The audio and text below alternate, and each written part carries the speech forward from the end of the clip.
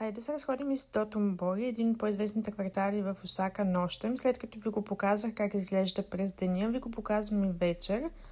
Бях ви споменала, че влязохме в мола и когато излязохме, видяхме, че вече се стъмнило и навсякъде всички дървета са с тези лампички. Беше много красиво и в същото време е леко коледно.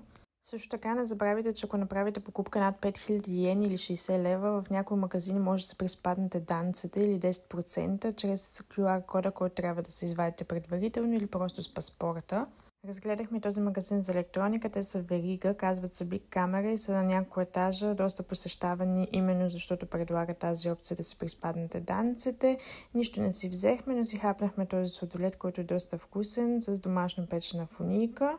Има го и на други места, освен Осака, така че ви го препоръчвам, ако решите да го опитате. Другото, което за мен беше много странно, е как буквално в някои ресторанти има прегради между хората, за да не се навлиза в чуждото лично пространство. Ето тук се вижда много добре именно това. Ако видеото ти било интересно, не забравяй да го харесаш, а може да видиш и предишните видеа от нашата разходка.